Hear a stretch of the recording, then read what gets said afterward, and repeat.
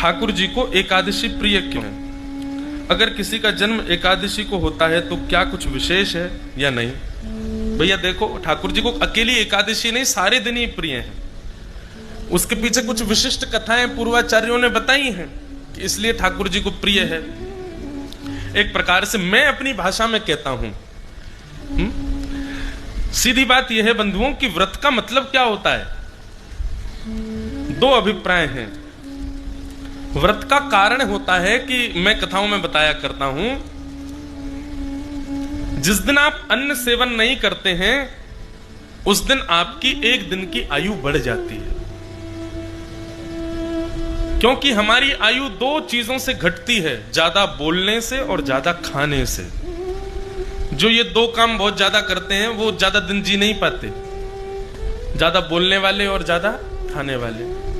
कई लोग मुझे देख करके ही हंस रहे हैं, बोले आप तो 4 घंटा बोलते हो, आयु बहुत कम होगी आपकी। हमारे शास्त्र आज्ञा करते हैं कि जब आप भगवत वचन बोलते हो ना, तब आप मौन ही माने जाते हो।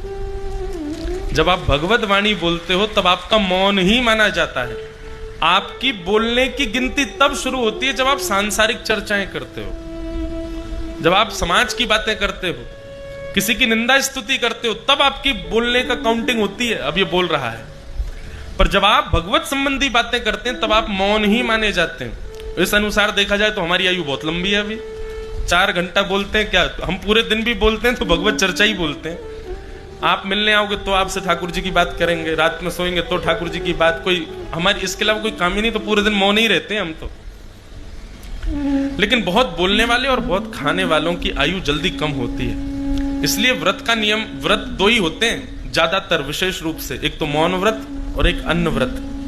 व्रत का कारण क्या है? आयु बचती है। पर एकादशी के दिन मैंने कल बताया था कि एकादशी के दिन पाप का निवास होता है, इसलिए व्रत करना चाहिए। दूसरा कारण यह होता है बंधुओं कि अपनी कोई विशिष्टतम वस्तु आप ठाकुर जी को अर्पित करो। आप पुष्प अर्पित करो, सुंदर भोग बना के अर्पित करो, सुंदर पोशाक बना के अर्पित करो, चंदन घिस के अर्पित करो, आदि आदि चीजें अर्पित करो। पर हमारे पास सबसे बहुमूल्य क्या है? हमारा प्रत्येक दिन का जीवन। हम प्रत्येक दिन जो जी रहे हैं ये सबसे बहुमूल्य, इससे ज्यादा बहुमूल्य कुछ नहीं है हमारे पास। और जब एकादशी के दिन हम व्रत करते हैं तो पूरे दिन हम कुछ नहीं खाते, मतलब उस दिन की आयु हमारी बच गई और हम ठाकुर जी को देख करके एकादशी अर्पित कर देते हैं। मतलब अपनी एक दिन की आयु हम ठाकुर जी को अर्पित कर, उनको चाहिए नहीं पर हम अर्पित कर देते हैं। इसलिए ठाकुर जी को एकादशी व्रत करने वाले बड़े प्रिय हैं, क्योंकि वो अपनी सबसे बहुमूल्य वस्तु दे रहे हैं, अपना एक दिन का जीवन दे रहे हैं ठाकुर जी को। जो एक दिन की आयु हमको मिली, कृष्णार्पण मस्तु, हमने ठाकुर जी को अर्पित कर दी।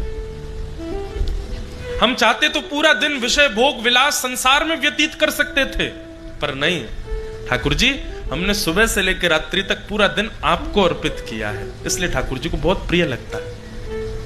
और भी कई विशिष्ट कथाएं हैं। इस प्रकार एकादशी व्रत करने वाले ठाकुर जी को प्रिय है।